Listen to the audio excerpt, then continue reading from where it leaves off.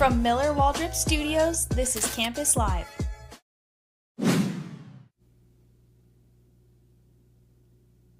What's up, Campus Live fans, and welcome back to another edition of the Guns Blazin podcast, episode number 19. As always, I'm one of your hosts here today, and alongside me for today's episode is Mr. Jordan Godfrey. Jordan, how you doing on this beautiful, was it Wednesday? Yeah. Yeah, I think it's Wednesday. Yeah. Okay, cool. It's been a week, man. But no, feeling good. Glad to get back in here, talk some sports, and see what Texas Tech has going on. I know we're going to talk about the draft. Yeah. Just, it's a good day, man. I'm glad to be here. Yeah, it's been a really busy past couple of weeks of sports. Obviously, you know, Texas Tech football, we've been blessed, and thankfully we've been kind of on site for a bunch of that stuff during spring ball. Obviously, Texas Tech basketball in the thick of all the transfer portal talks right now. NHL playoffs, NBA playoffs, all of that we're going to be discussing later. But first, we just want to thank all of y'all for tuning in for every single episode. And we just want to make sure that you like and follow and subscribe wherever you're seeing our content on our social media platforms, you know, at either the Guns Blazin podcast or at Campus Live TTU. And as well as thanking all of our sponsors for the Guns Blazin podcast with Roof Masters of Lubbock.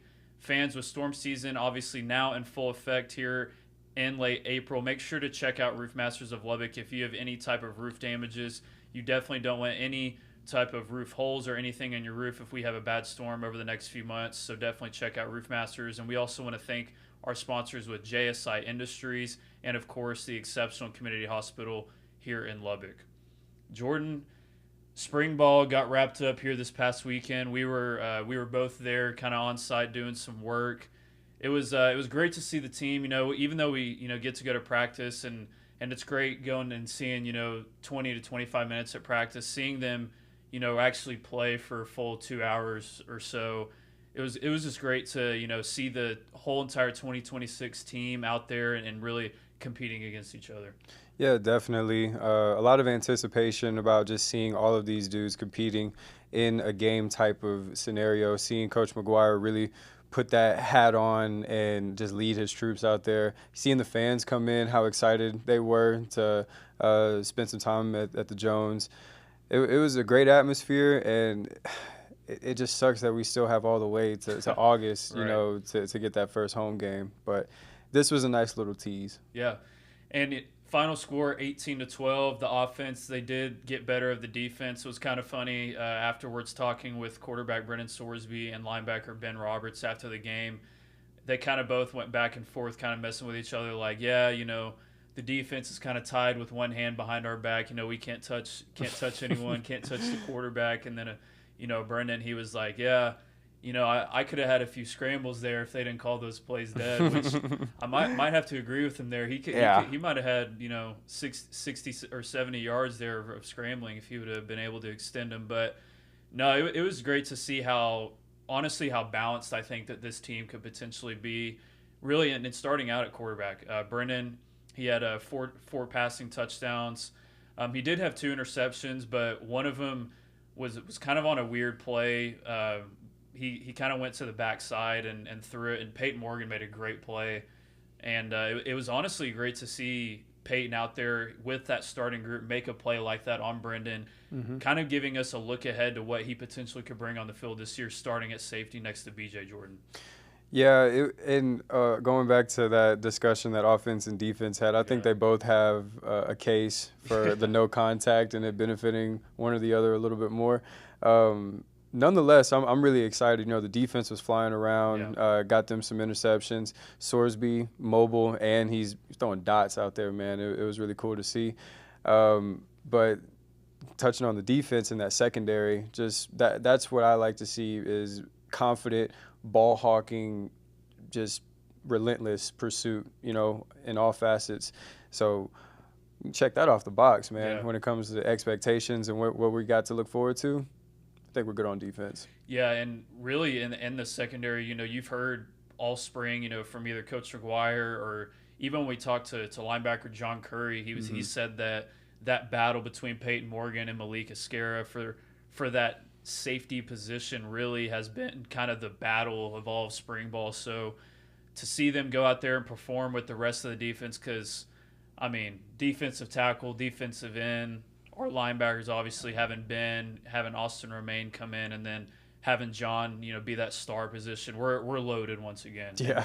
and we didn't even have arguably our best returner from last year, Bryce Pollock, one of the best corners in the whole entire country. We didn't even get to see him at all this spring. So this defense, it's going to be a top 10 unit once again, Jordan.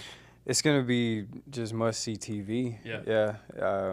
I'm leaning more of a defensive guy myself when I played. So seeing this, I got a lot of pride for him. Yeah, and it's exactly what Coach McGuire and James Blanchard, they want to do in the transfer portal. You see them reload from the positions we lost. Obviously, when you lose guys like David Bailey, Jacob Rodriguez, Romello Height, Lee Hunter, you got to replace those guys with players of quality, and they absolutely have done so. We finally kind of got our first look at the defensive tackle room. A.J. Holmes coming back obviously was huge. He was an All-American last year, but seeing guys like Mateen Ibaragba, seeing Adam Trick and Trey White on the edges as well, I was really impressed with the defensive tackle play, and also with Charles Anderson, a guy that Coach McGuire had kind of spoken about has really taken that next step. He had a few tip passes at the line of scrimmage, and he's a second-team guy, kind of mixing in. It just kind of speaks to how much depth we have in the defensive line room. I think that we should no doubt have a top 5 group combining edges in our defensive tackles once again. Dude, do you have like someone that stood out both on the offensive and defensive, like if you were to give awards on like most outstanding on each side of the ball? I think offensively it would probably go to Micah, Brendan, and Dante Lee. Okay. Defensive-wise, I thought that Peyton Morgan played phenomenal. I thought Charles Anderson, I thought he played great. And I would probably say probably a combination of AJ, Mateen, and Julian Laventure.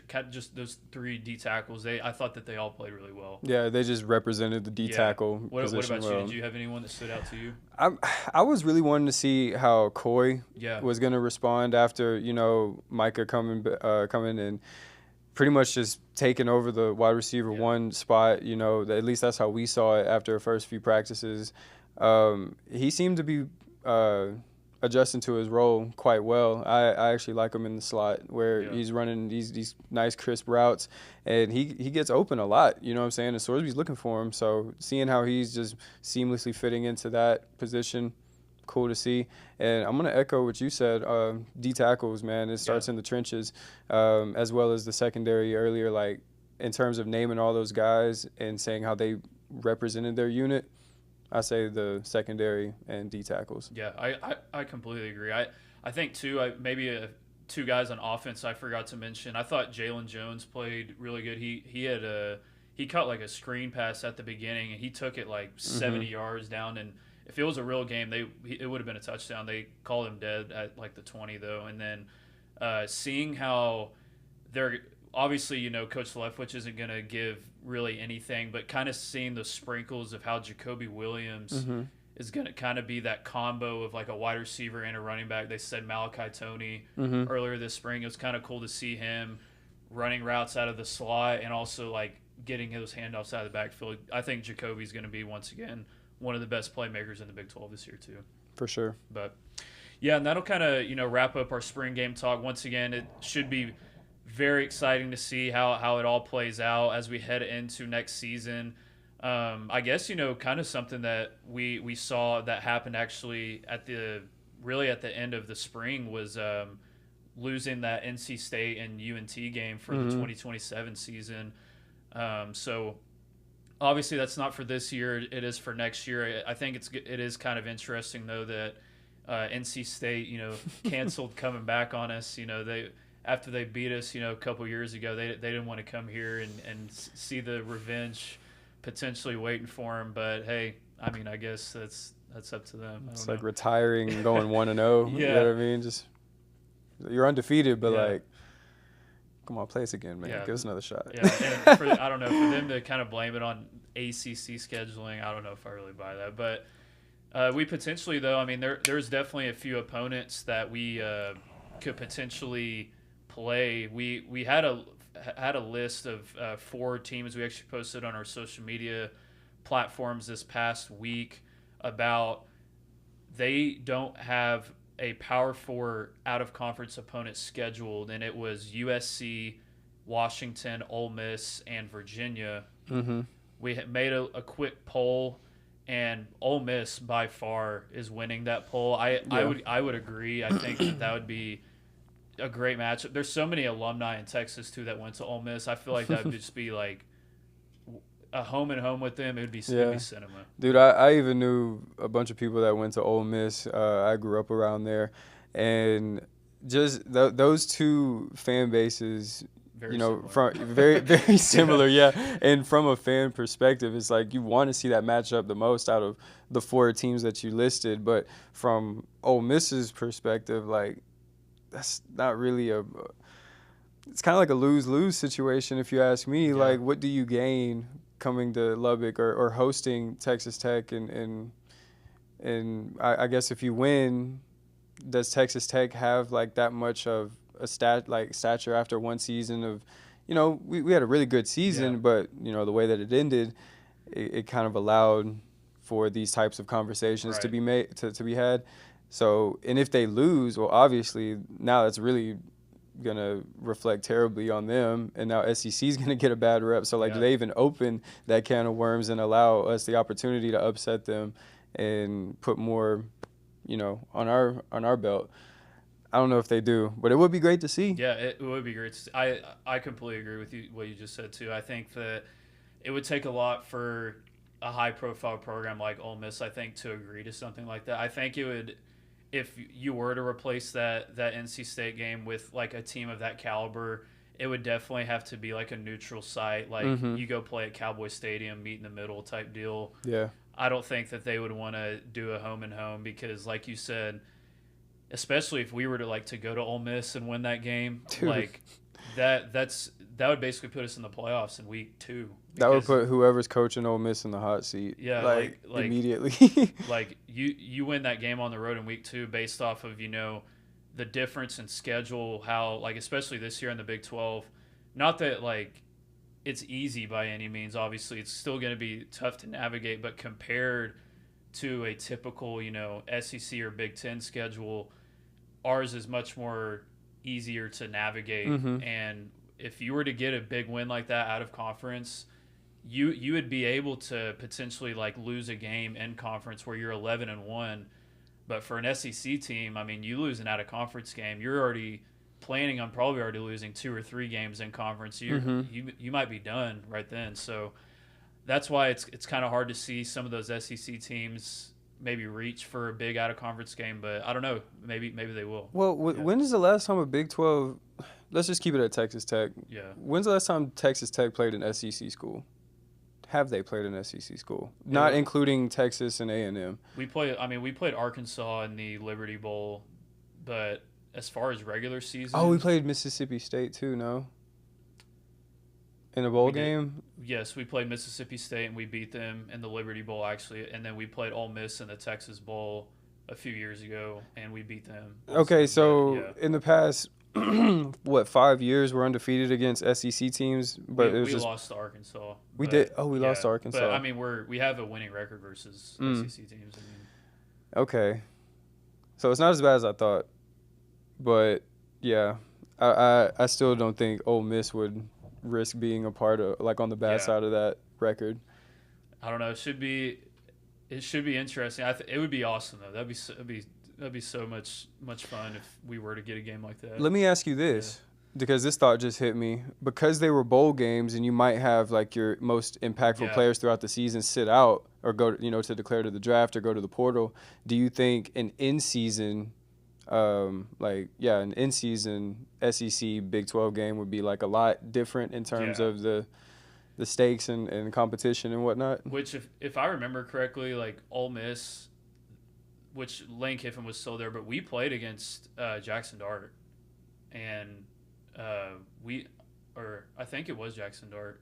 I can't remember, but on that Ole Miss team. I'd have to research that real quick, but I know like if it was in season, obviously you wouldn't have opt-outs. But I mean, that's kind of part of it though. Like if you play a game like that out of conference to that caliber, I think that if you win a game like that, if you're Texas Tech, once again, it helps you immensely. But if it's Ole Miss, I don't know. I mean, which if they were to beat Texas Tech, obviously, you know, that's a big win, feather in their cap. But if Tech were to lose, then it's like, oh, they still can't play with SEC or Big Ten, you know, like how they lost against Oregon, obviously this past year. Especially how they're justifying, like how the committee is going about doing the seedings at the end of the year for the playoff.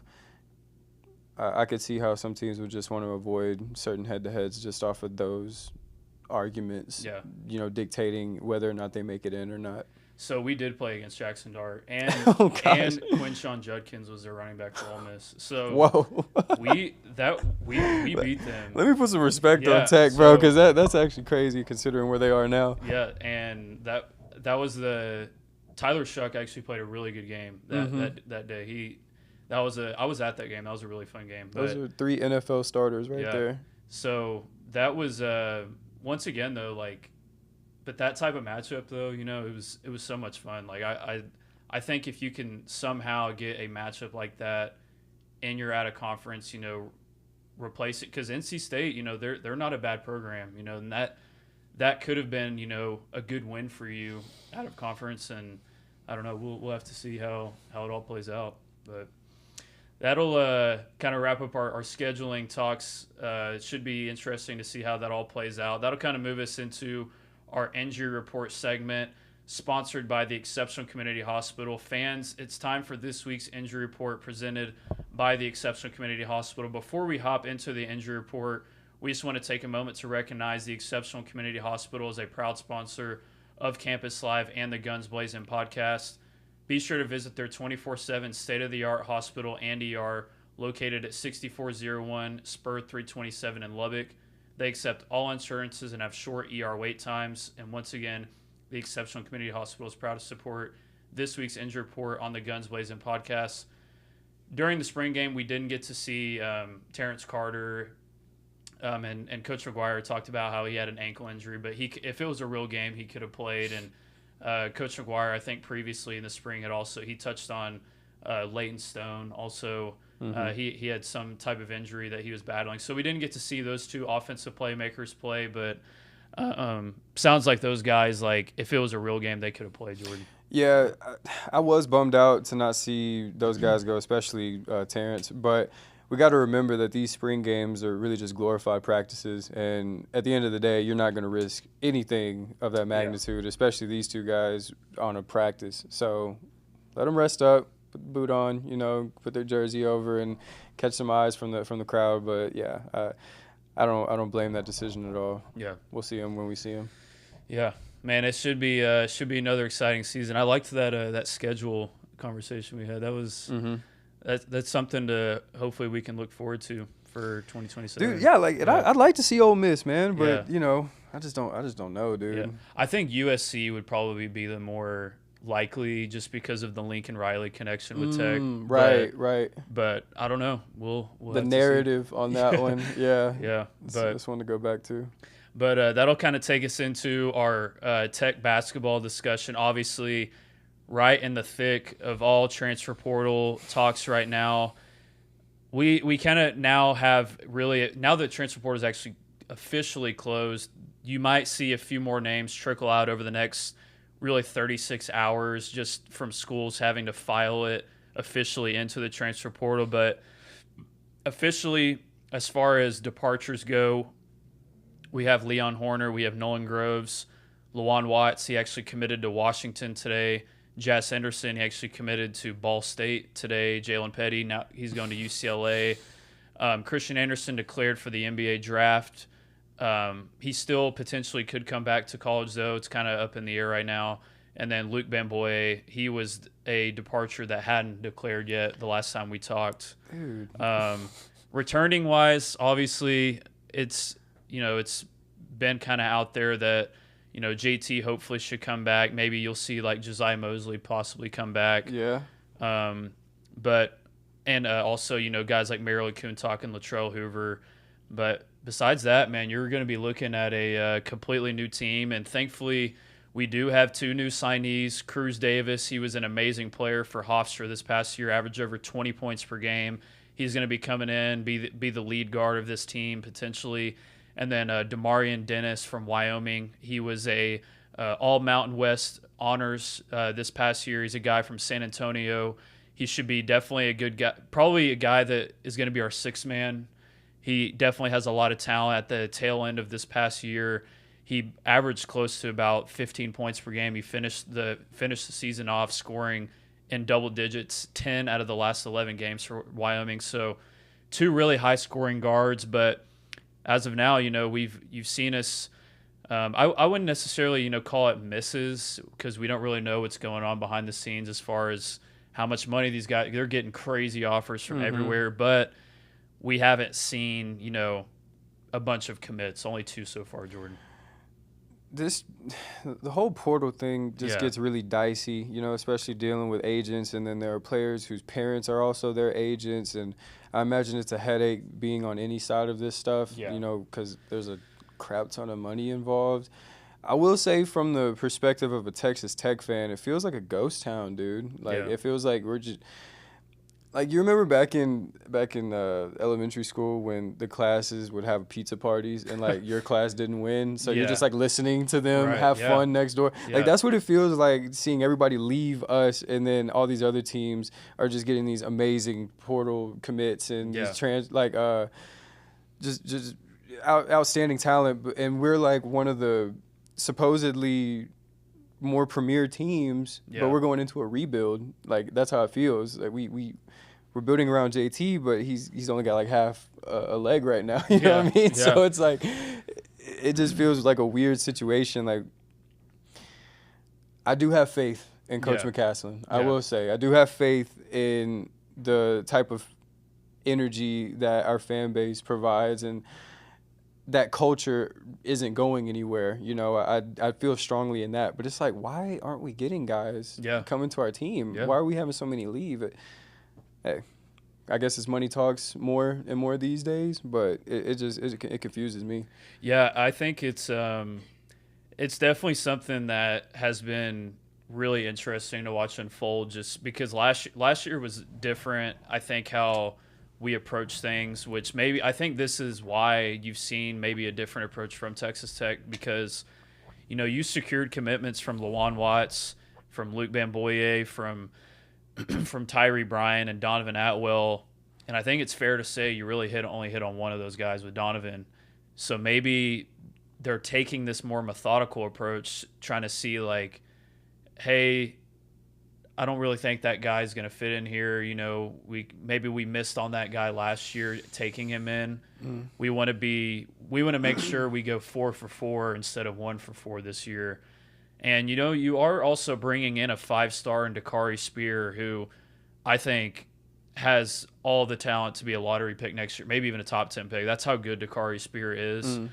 But like you said, that officially right now, you only have 3 guys that are signed technically, that have announced. It's Cruz Davis, Damarian Dennis, and Dakari Spear, because, JT and Josiah and Mariel and Latrell, they all haven't, officially announced they're coming back yet. So I don't know. It should be and there's still a ton of guys in the portal. I think I saw like half of college basketball enter the portal, and obviously there's still a bunch of guys that haven't found homes. So we'll just have to see how it all plays out. Like you said, I have 100% faith in Grant to tie this thing all together, but there's no doubt it's been weird. It's been interesting to watch. Well, correct me if I'm wrong, but the whole NCAA is awaiting this big decision on 5th-year eligibility. So if that goes the way that everybody either hopes or doesn't want, that has a lot of implications on what teams look like after that decision is made. So we just got to be patient, right? Great point, because I'm actually in our Paving the Way to Victory segment. Fans, JSI Services is a proud partner of Campus Live, and be sure to visit their website at jsiservicesllc.com to learn about their asphalt/paving services, earth and dirt works, concrete and gutter paving, crack fill, seal coating, and stripping services. And once again, thank you to JSI Services for their proud support of Campus Live and the Guns Blazin podcast. Jordan, you bring up something that is a great point, because in this, what I think could make it, if you want to call it not a winning transfer portal class right now for Texas Tech, if that 5 for 5 does pass here within the next few weeks, whenever the NCAA, you can never tell, but you would be adding a whole entire other batch of players, and you potentially could bring a guy back like Donovan Atwell, who by all means was a phenomenal player for us, but you go look at mock drafts and he's a guy that's not really projected to be drafted as of now. And maybe it could open you up to getting a guy like a Darian Williams who has an extra year of eligibility if that 5 for 5 passes. So, and that's just speaking on those two guys. We're just familiar with both of those two guys. That's not even talking about like a guy like Terrace Reed Jr. from UConn. He would get another year. Like, he was one of the best players in the country this year. Exactly. Like, it would be crazy if it does pass, but I think if it did pass, it would be a massive win for Texas Tech, because then now you can have another batch of players to try to get on campus. Yeah, first off, it's really wild that guys like Atwell are having trouble getting on the draft board. Gosh. Like, he's shooting, close to 40%? Almost 50. Like, oh, wow. Yeah, like. So, literally, like, statistically speaking, if this one didn't go in, the next one will. Like, okay. Yeah. It's crazy that guys like him are finding trouble getting picked up. But, hey, if that, you know what I'm saying, if the decision ends up being that way, we'll take him back. Yeah. Come on back. Come back home, dude. Yeah. We got you. Yeah. And then, like you said, with Darion, that would be a reunion in itself, you know, because I think I'm speaking on behalf of the whole Texas Tech fan base. Like, we loved Darion Williams, dude. Absolutely. Like, we were really heartbroken when he left, but, you know, it was to NC State, you know, go get your money, go make a career out of yourself. Cool.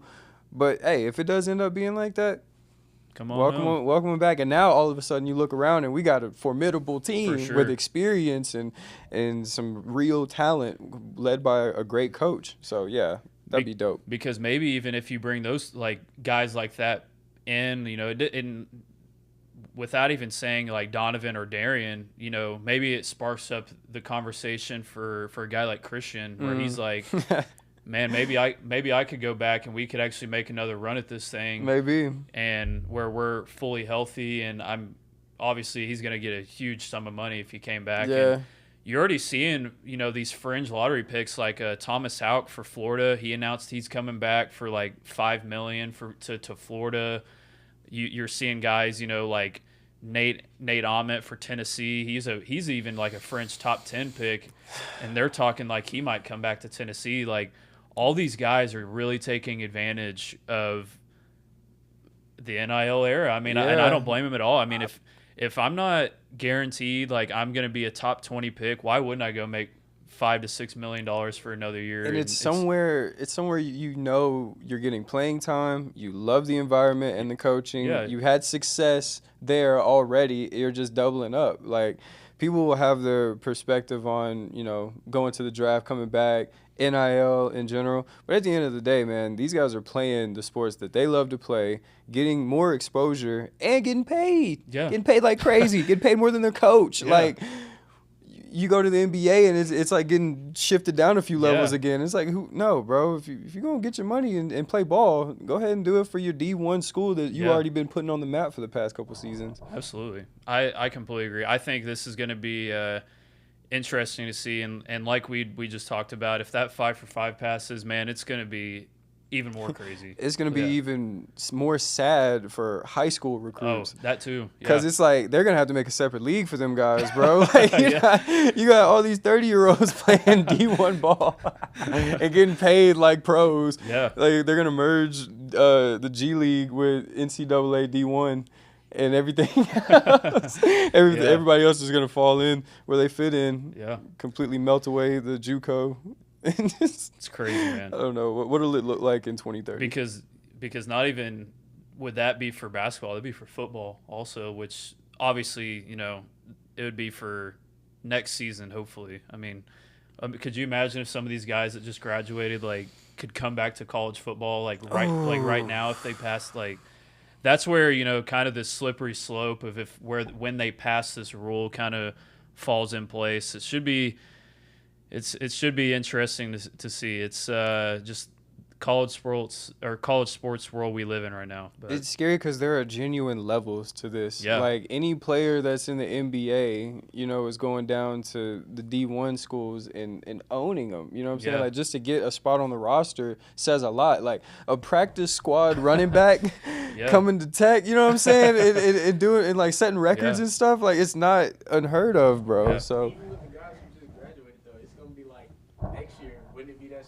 Depending on when they pass. Yeah, that's like they could just double up. Like that's y'all still need me? That's the thing. Facts. Like it's crazy. I don't know, but like college sports right now is just it's so different from the world I grew up in. Oh my gosh. I'm watching Nick Saban treat these dudes like militant, like he's Army drill sergeant, and he's got them, and they're winning. It's like a whole powerhouse. Yeah. That's one way of doing it. Bill Belichick's on the NFL side of things doing it.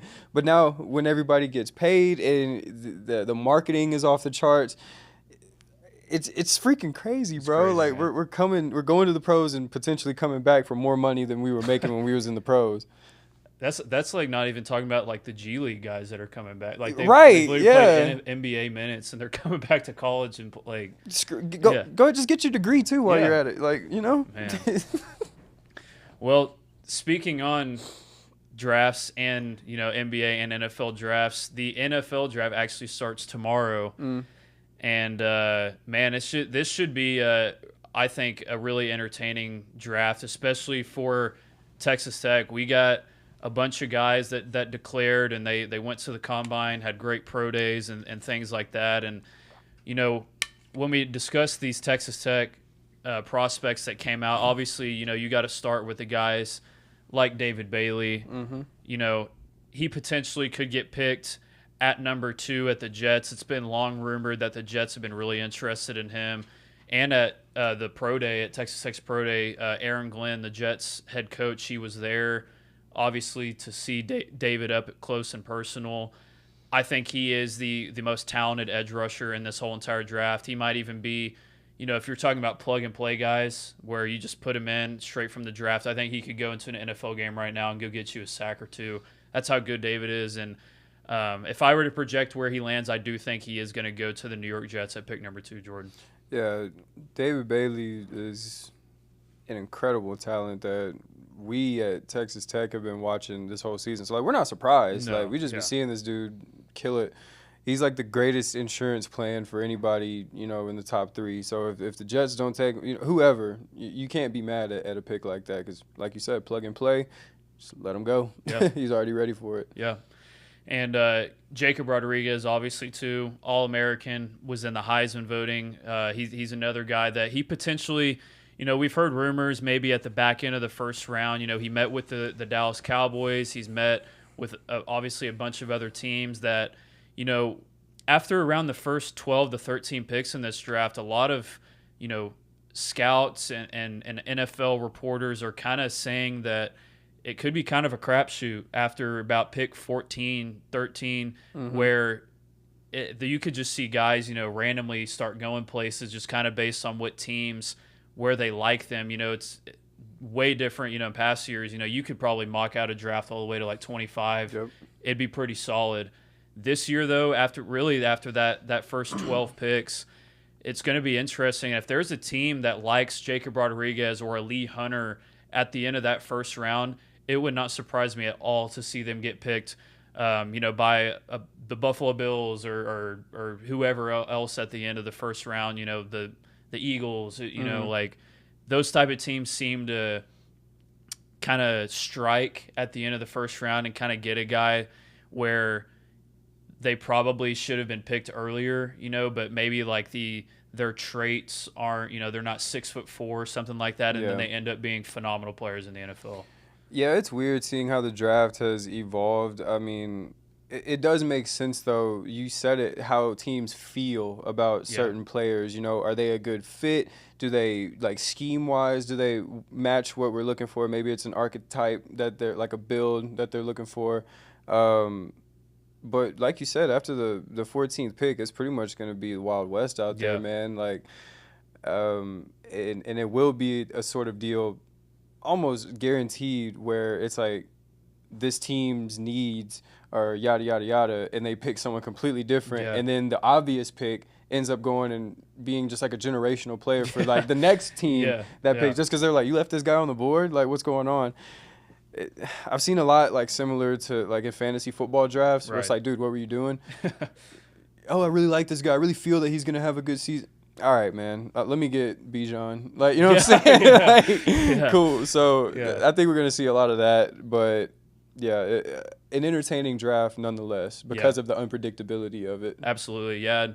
And that's where you kind of – where it could be interesting when you get to maybe some of these later rounds where like a guy like Romello Height, I mean, he was phenomenal this year for Tech. Even at some points, maybe even as dominant as David Bailey.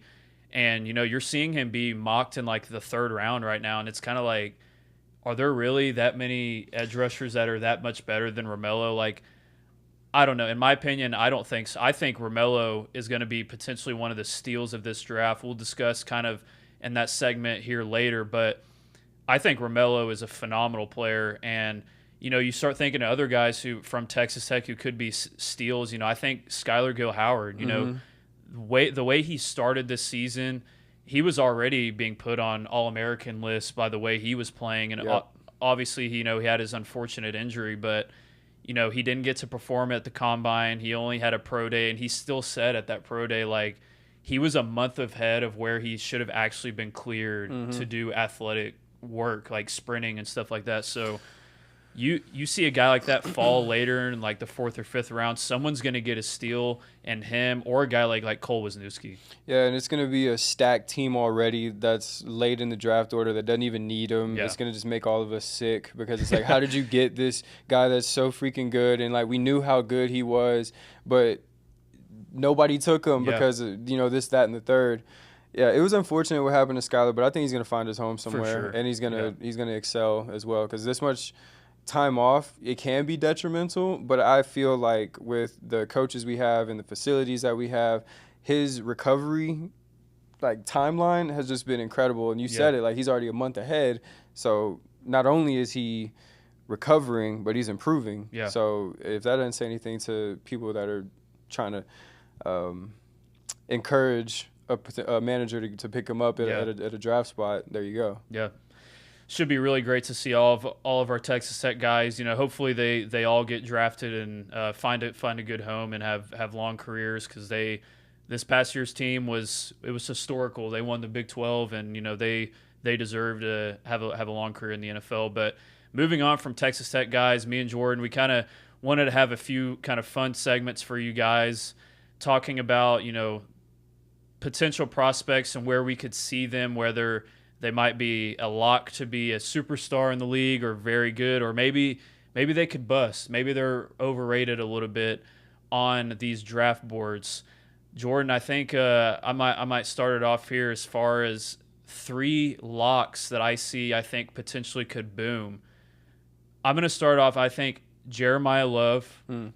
I think Ruben Bain Jr. from Miami, I think he is a lock to be one of the best players in this whole entire draft.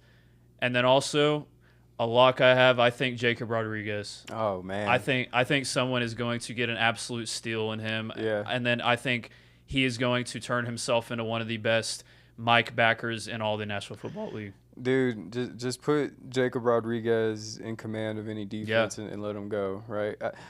I feel what you're saying on that one. I'm going to do 3 defensive guys for locks. David Bailey, Arvell Reese, and Sonny Styles. I love it. Yeah. I think those 3 are like plug and play. You know what I'm saying? Put them wherever, let them go. Insurance plan, sealed off. Let's go to our next pick. Yeah. That's how I feel about them. I completely agree. And, you know, I think, like you said, David, Arvell, and Sonny, those are just 3 guys that, like, they're just genetic, athletic freaks. Like Sonny Styles is 6'5", 220, and he's running a 4.4 40. Like it's a refrigerator. It's just, on wheels. It's just crazy. Like those guys. And all three of them potentially could all be drafted in the top 5. I love those 3 guys. I think those are great picks. And as far as busts though go, Jordan, I have 3 guys here. First off, which unfortunately for him, I think it has nothing to do with his play on the field. I think he is the most talented defensive back in this whole entire draft. If he was completely healthy, he might even be a top 5 pick. That's how good he is. But came out the other day that he might have to get another knee surgery, which would potentially hold him out for another season. He hasn't played since 2024, and that's Jermod McCoy from Tennessee. He is so talented when he's healthy, but man, already missed all of last season. He missed the tail end of 2024, and now potentially could miss 2026 too. To me, especially at a position like cornerback where you have so many cuts and quick movements that you have to make at a constant basis guarding National Football League receivers. I think that Jermod McCoy potentially could be a bust here in the early first round. Yeah. All right. So my 3, I'm going to start off with a little bit of controversy. Okay. I'm going to say Fernando Mendoza. Okay. Because of the hype. People have seen what he's done on the field, but he wouldn't be, like, say if he does have a terrible rookie season, he wouldn't be the first premier college quarterback to go off and not do anything in the NFL. Yeah. All right. Not saying I hope that happens, but I can see that it's happening. Because, I mean, who's Las Vegas? Like, I mean, they got Genty, but you know what I mean? Like, let's be real. Second one, Mekhi Lemon. Okay. Because not because of a lack of talent, but because I think the wrong team might draft him. Similarly to how Kyle Pitts went to Atlanta and you almost didn't hear about him until his 4th or 5th year. Yeah. I mean, he had a decent rookie season, but after that, no one's really like fighting for him. Yeah. You know what I mean? And then the third one, I'm gonna have to dig deep in the bag for this one. I want to say Jeremiah Love, similarly because of the expectations, but I genuinely think that when you're that talented, not much can hold you back. So I'll start with saying with that one. And my goodness. I mean, I can reel off my other 2. I was gonna list Keldrick Falk from Auburn.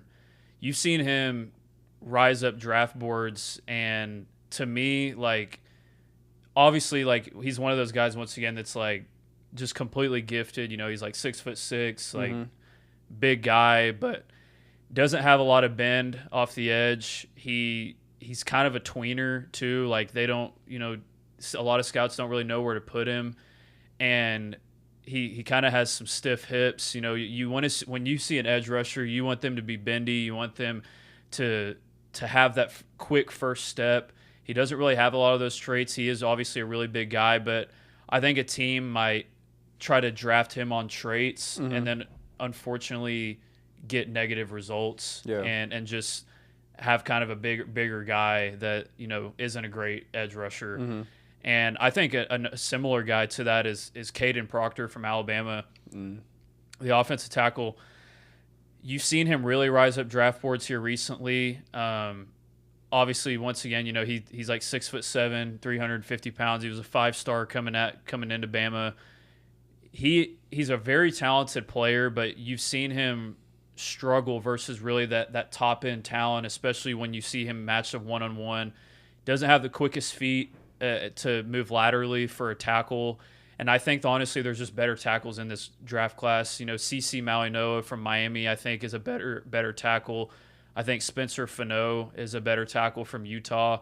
And I think there might be a team that, if you start seeing a guy like Malinoa and Spencer Fano go off the board, a team might reach and take Proctor just because they need a left tackle or a right tackle in this draft class. Yeah, those are some good inputs. I'm gonna keep mine at 2, but you carry in the segment with 4. We'll make that do. Yeah.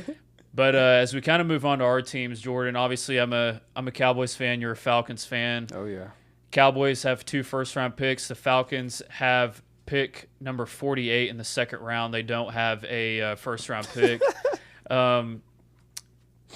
Where potentially would you like to see the Falcons go, I guess, with maybe what position would you like to see them take in the second round, Jordan? At this point, just throw darts at the draft board, bro. Like, I mean, here's the deal, man. We're confused as an organization. Yeah. I feel like since that Super Bowl run where Tom Brady, made his documentary moment on us, we haven't really came back. All right, we've swapped our uniforms like 4 times. We're drafting people and not using them. I mean, Bijan is just that freak of an athlete to where you can't help but let him cook, you know what I mean?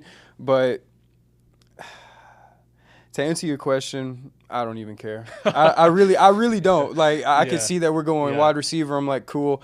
We can even get another quarterback. Make them left-handed even. Yeah. So we'll have 3 of them in the quarterback room. I really don't care. Yeah. It's hardly going to. I think it's a situation where you can't win Not really or gonna lose. Matter. Yeah. Screw it. Yeah. The Falcons need a lot of pieces. Yeah. But. You got Bijan. You got Bijan. Yeah, we got Bijan Dijon, Yeah. and we got Drake London. Yeah. But that bridge is going to be falling down if we don't have anybody to throw the ball. I don't have much room to talk. I mean, the Cowboys this past year had maybe the worst defense in NFL history, and they've made some decent signings in free agency, and obviously bringing Quentin Williams through a trade last year. But I think the Cowboys, the way that they're situated at 12 and 20, at 20, I think you're drafting a guy like we talked about earlier that probably in other years you're really getting a second round grade for a guy at 20. If I were in the Cowboys' shoes, I would want to trade up, and I think that they potentially could do that and move up to pick number 6 where Cleveland is sitting, and I hope that they take a guy like Sonny Styles right there. You shore up your huge hole at linebacker. The Cowboys have so many holes on defense, but linebacker is the biggest one. And I think that you get a guy like Sonny Styles. He's your green dot guy. He's calling your plays, making your checks at the line of scrimmage. I think that's what the Cowboys should do. And you potentially, if you swap picks with Cleveland, you could get a pick number 39 back in return, and then maybe you could go get Jacob Rodriguez at 39 if he's still there. Then you have 2 really good linebackers that have shored up your room. But I don't know. The Cowboys tend to there's nothing always in between. It's always the Cowboys make a great pick or they make a terrible pick like Taco Charlton instead of Who? Exactly, yeah. Like when they took him over TJ Watt like 10 years ago or whatever. But I don't know. Sorry, I cut you off. No, my thing is, okay. One, this is your team. Do you happen to know like how old like y'all's defense is right now as it is? I mean, they're young. I mean, Quentin Williams is a young star. Kenny Clark I think is actually the oldest guy on the defense, and he's a really good D tackle.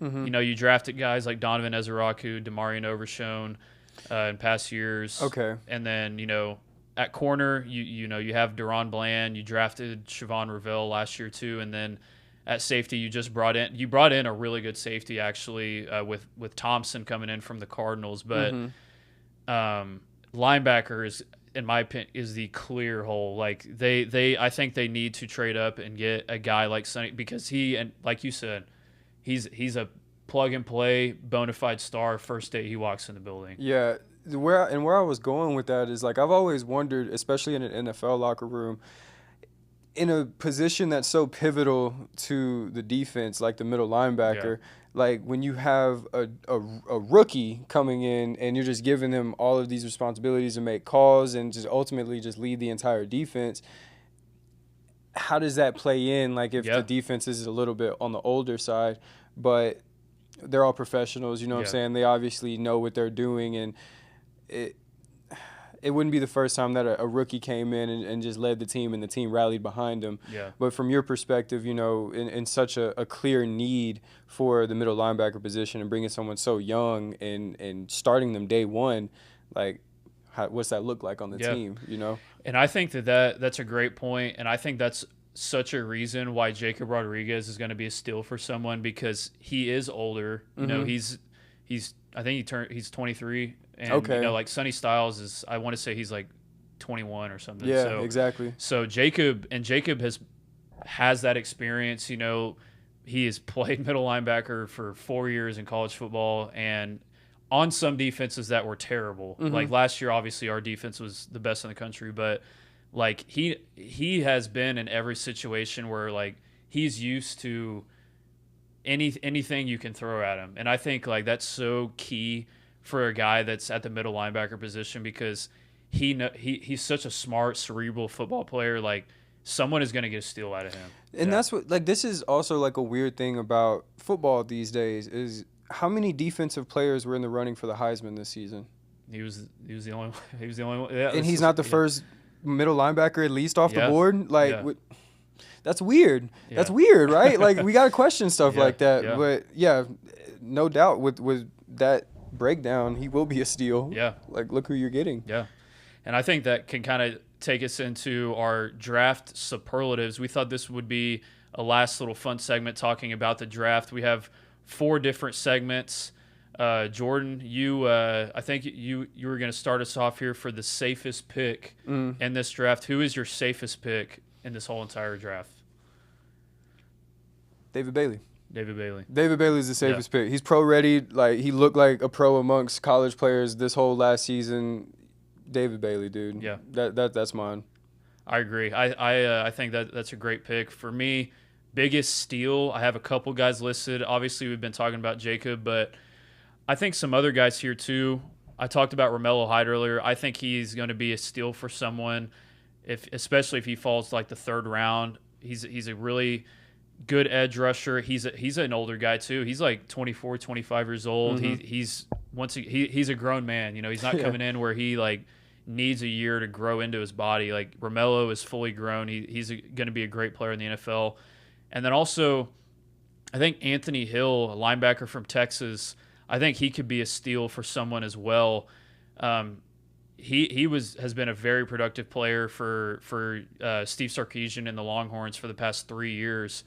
I mean, guy played as a freshman at the linebacker position at Texas. That's pretty unheard of, and he's been very productive. Obviously, he does have some issues, kind of in run scout and like run gaps and stuff like that on defense, but you know, really athletic guy. I think he could be a steal for someone in the 2nd round. And then lastly, I have Elijah Surratt, the wide receiver from Indiana. Yeah. This wide receiver class, you know, they're talking about Jordan Tyson, Mekhi Lemon, you know, Carnell Tate, but Elijah Surratt has been a extremely productive player for Indiana over the past few years, and he is a phenomenal route runner. Dude, I think someone gets a steal out of him in the 3rd or 4th round. I think Philly or like Baltimore, that, someone just gets him, and he just ends up making a crazy career out of it. Yeah. Yeah. So that kind of wraps up my biggest steal list. But Jordan, future superstar. Who is your future superstar from this draft?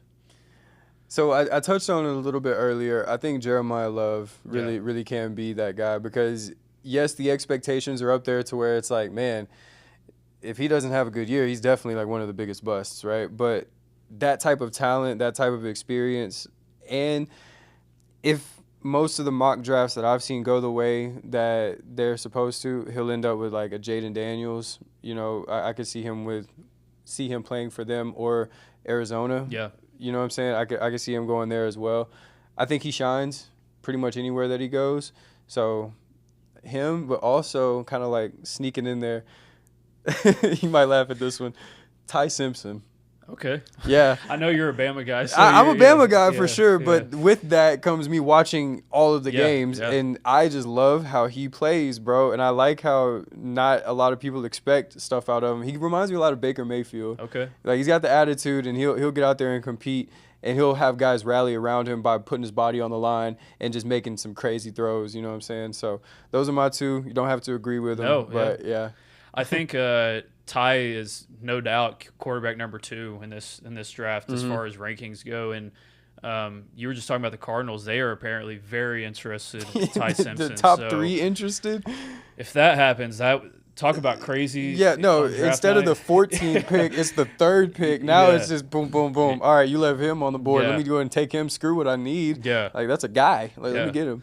So yeah, I think that Simpson, that'd be a crazy pick there for the Cardinals if they were to get him there. But as far as biggest bust goes, I kind of talked about it earlier.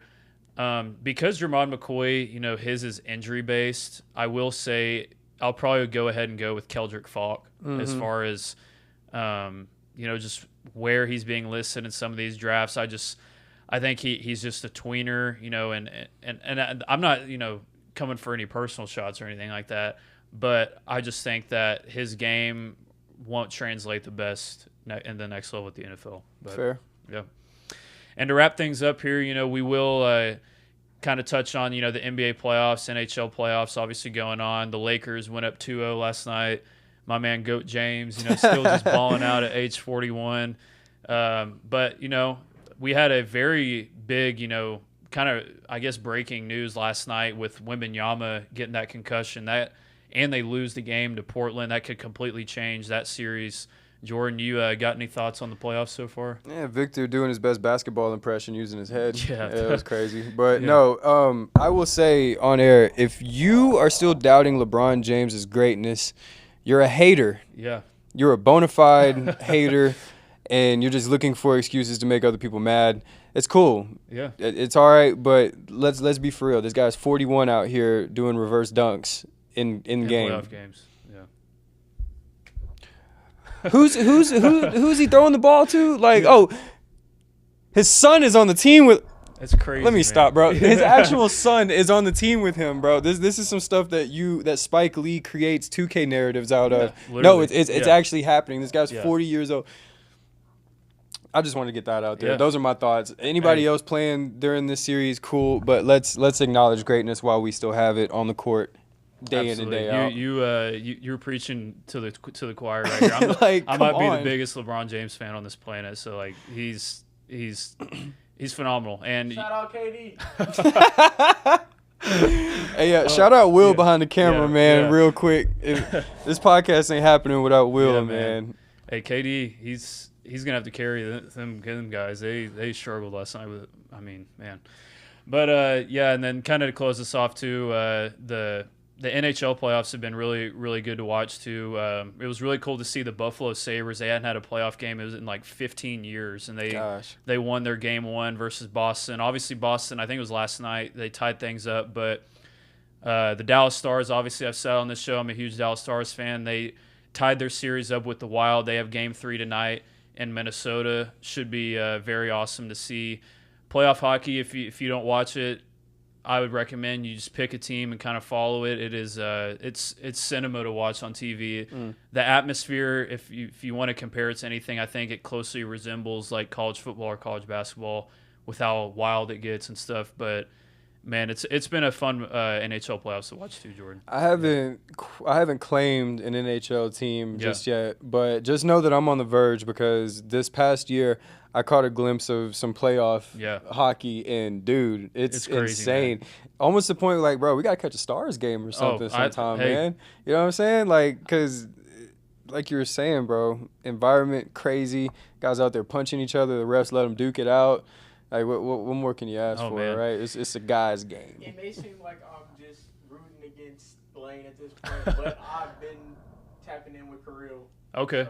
Kirill Kaprizov, he's a great player. He's one of the best players in hockey. So, hey, I mean, Minnesota, they got a great team. But no, if the Stars, if they can advance this next round, like you said, going to a game, I'll probably go to their next round game. And man, their playoff games are something else. I try to go to one like every single year just because they've been so successful the past couple of years. And do they play in American Airlines? They do. Okay, yeah. So it's a great atmosphere for sure. But that'll kind of wrap things up here. It's been a great episode here with me, Jordan, and Will. And thank you so much, fans, for tuning in once again. And make sure to follow, like, share, and subscribe wherever you see all of our content on Campus Live or the Guns Blazin podcast, and as well as thanking all of our sponsors for their continued support of Campus Live and the Guns Blazin podcast. And lastly, remember that Campus Live is your one-stop news source for all things Texas Tech. and Lubbock. Wreck 'em. From Miller Waldrop Studios, this is Campus Live.